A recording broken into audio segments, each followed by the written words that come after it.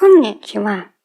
Today we're going to talk about getting rid of the training wheels, being able to jump right into real Japanese, looking up Japanese words in a Japanese dictionary, and we're going to find it's much easier and less daunting than it seemed. And we don't have to make this so-called monolingual transition. It isn't necessary. We can use English definitions where we need them. We can use other means of defining words. But as we gradually make a sensible, pragmatic shift towards Japanese definitions, being able to use a Japanese to Japanese dictionary is an important tool to have in our toolbox. So let's jump straight in. The dictionary I recommend is the online Sanseido dictionary.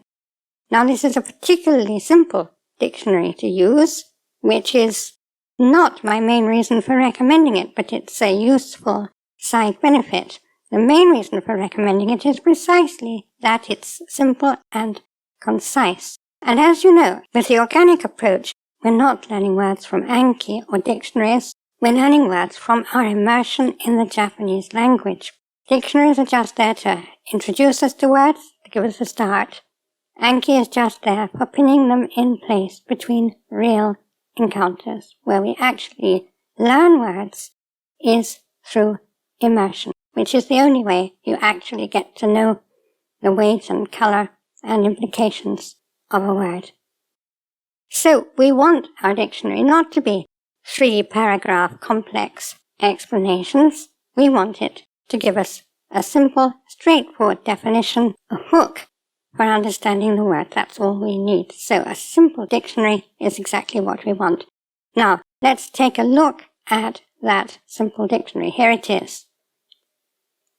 Now, it's very straightforward. Here's the box where you type your word that you want defined. And then once you've done that and you've got the definition, the only part that matters is this part here, below and to the right of the box you typed into. The rest of it isn't important. This is the definition right here. And as you see, it divides into 2 parts. Above the line is the word, first of all in kana and then in kanji.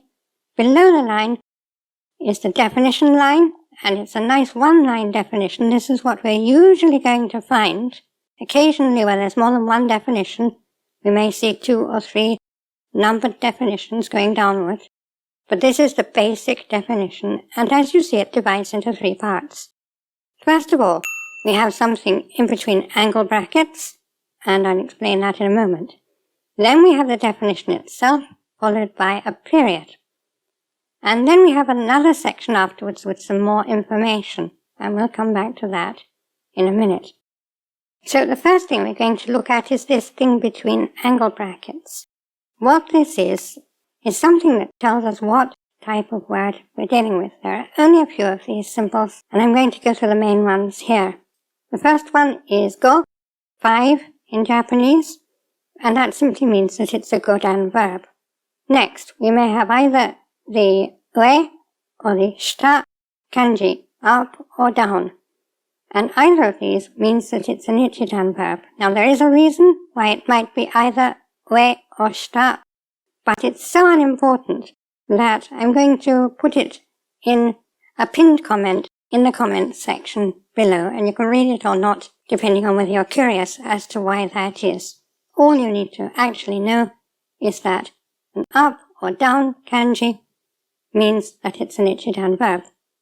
Next, we have the kanji, which you may know as katachi, which means shape or form, and this is in fact an abbreviation of the word keiyoshi, which means adjective. So, shape or form means an adjective, something that tells us the shape or form or color or whatever of a noun. Now, after this, we have the 3 supernouns. As you know, all the words that came into Japanese from Chinese hundreds of years ago came in as nouns and remain nouns to this day. So if we want to use them for anything else, we have to do something to them, which means that there are 3 fundamental types of supernoun that can do more than just being a noun, even though they are still, in fact, nouns. Now, if you don't know what I mean, I've made a video on this and I would recommend that you watch it.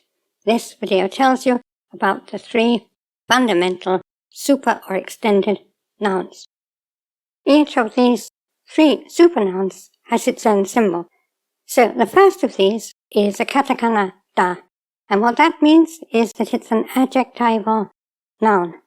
Why do we use da to mean an adjectival noun? After all, most nouns can in fact take the copula da under some circumstances. The reason is that an adjectival noun, provided it's working adjectivally, can only take da, can't take anything else. It can't have a logical particle like ga or ni attached to it. It can't have a non-logical particle like wa or no attached to it. It can't stand on its own. It can't do anything except have da attached to it. Now, da may be in its simple form, or it may be in its connective form, na. So, if it's the ending of a sentence, we say, onna no ko wa kirei da. If it's working pre-adjectively, we say, kirei na onna no ko. But however we use it, it's always got to have that da or na attached to it. Occasionally, it will be a fancier form of da, like desu or dearu, but it can never work without the copula, and that's why the simplest form of the copula, da, is the symbol for an adjectival noun. The next symbol is suru, again written in katakana, and that obviously designates a suru noun, a noun that can be used verbally if we add suru to it. Sometimes the English dictionaries call this a suru verb, but it's a noun. It only becomes a verb when suru is actually attached to it. Then we have the kanji here, which is fuku, and that is short for fukushi, which means an adverb, and this means a noun or other word. There are a few adverbs that aren't nouns, not many, most of them are nouns, but it's a word that tells us more about a verb, as the English term suggests, or an adjective. So a fukushi, an adverb, can modify either a verb or an adjective. And in my video about supernouns, I talked about these as foxy nouns because foxy was a rather silly pun for fukushi. Finally, we have the kanji, which you will know from namae, name, and the on-reading here is mei, and this is an abbreviation of meishi, mei being an on-reading of na. Meishi is a noun. Now, for most regular nouns, you won't actually see this symbol, probably because nouns are the most basic and most numerous category of word. In Japanese, a regular noun mostly doesn't get any symbol. So why do we have this one? Most of the time when we see it, it's going to be in addition to one of the other supernouns. So it's going to be telling us that the noun can function either as that kind of supernoun or as a regular noun. Don't worry if this seems a little confusing. We'll go into some examples. So first of all, let's go back to our original example, which is soji, and let's look again at that definition line. First of all, we have suru in angle brackets. That's telling us that soji is a suru noun. It means cleaning, sort of cleaning we do when we clean a house or clean the classroom or something.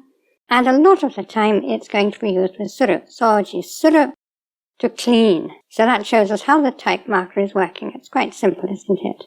Then we have the definition. The definition is yogore o nozoite kirei ni suru koto. Yogore is dirt. Nozoku, remove, get rid of. So it's get rid of dirt and make kirei. Kirei in the sense of clean rather than pretty, although perhaps pretty too. The important thing to notice here is that last word, koto. We're going to see koto on the end of a lot of definitions.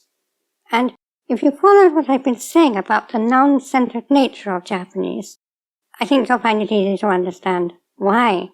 The definition tells us what you do when you do soji. Yogore o nozoite kirei ni suru. But soji is not a verb, it's a noun. So it's the thing of getting rid of dirt and making everything clean.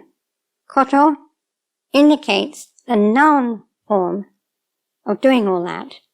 And because the word is in fact a noun, until you add suru to it, that's the way the dictionary has to define it. So you'll see this koto at the end of a lot of suru nouns. And with adjectival nouns and adverbial nouns, you'll often see things like sama and yosu, meaning the situation, the circumstance, the condition of whatever is being described. Again, putting the thing into its noun form, because adverbial nouns and adjectival nouns are still nouns. So the dictionary describes them in such a way as to indicate the noun form of what we're talking about. Now let's look at what's on the other side of the definition itself. There are usually only 3 things that it's going to be on this side, not usually all of them, mostly only one of them. We're going to have an inverted black triangle, as we have here, or we're going to have one of 2 words in brackets. Here we have 2 of those things, so let's take a look at them. The inverted triangle is used some of the time to give us a short phrase or a compound word in which the word we're defining is commonly used. So the wavy line after that triangle stands for the word itself, soji, and the next kanji is ki, meaning a machine. So what we have here is sojiki, and it's just telling us that the word soji is often used as part of the word sojiki, which is a vacuum cleaner or other cleaning machine. These days it'll very often be robotto sojiki, a robotic cleaning machine. We can keep this in our Anki or not, as we prefer, if we find it useful. The next part in brackets is rui, and this means the type or general family of words to which it belongs.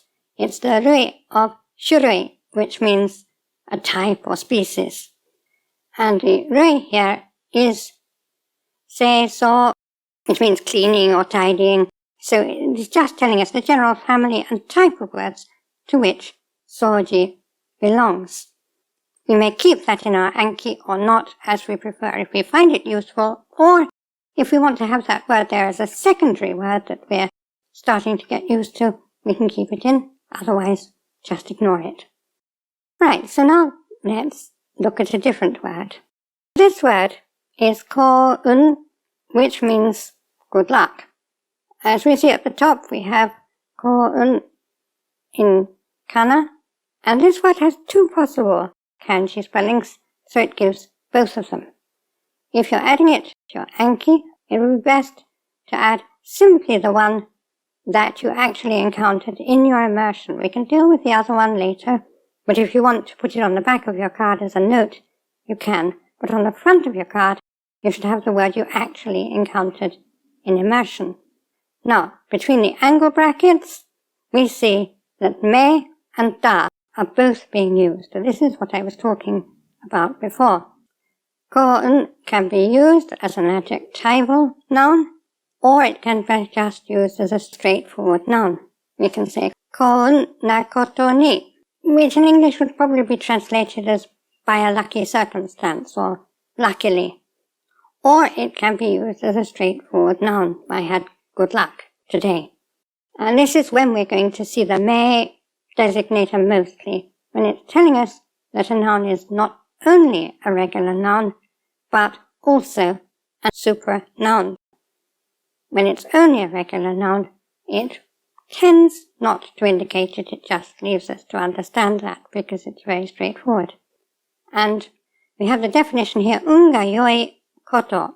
Yoi, of course, is I, so it's saying unga I, unga yoi, luck is good, koto, because kun doesn't mean luck is good, it means the thing of luck being good. it's a noun. And following that, we have something else in brackets. This is the other kanji that we can have in brackets, and it's the more important one of the two. This is a very, very useful one.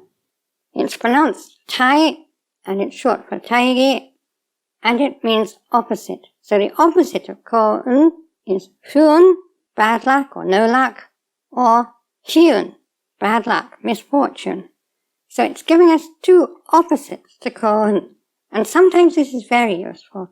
For example, if we already know one of the opposites, it can be better than the definition. For example, if we were using the word atsui, and it says tai samui, that's all we need. If we already know that samui means cold, then tai samui is a perfect definition of atsui. The opposite of cold is hot. It's also useful for helping us to learn the opposite of a word. We may not want to actually put the opposite in our Anki, but if we don't know it already, knowing what the opposite of a word is very useful. So this tai is something to pay close attention to. It's also used in cases where it's not strictly an opposite. For example, haha, meaning mother, has tai chichi, meaning father. Now, a mother isn't the opposite of a father, but she's the kind of other side counterpart. And tai can be used in that sense as well. Very, very useful for clarifying and defining words. So in a short lesson, I think we now have a very clear idea of how to use the dictionary, what the main parts of the definition are, and how they work and what they tell us. The most important thing is that it's all very simple and straightforward. There's not a lot to this. Once you understand the word types, the three parts of the definition, and how they work, you can use the dictionary. And all you really need is the word type and the definition. Those little bits that come after the definition can be useful. Particularly the tai part can be very useful, but on the whole you don't have to take any notice of those unless you want to. Now you're armed to use a Japanese dictionary in the wild. Good luck and good hunting. And if you have any questions or comments about this, please put them in the comments below, and I will answer as usual. I'd like to thank my Gold Kokeshi patrons, my producer angels who make all this possible, and all my patrons and supporters on Patreon and everywhere. And I'd like to thank you for attending this lesson. Korekara mo yoroshiku onegai shimasu. Class dismissed.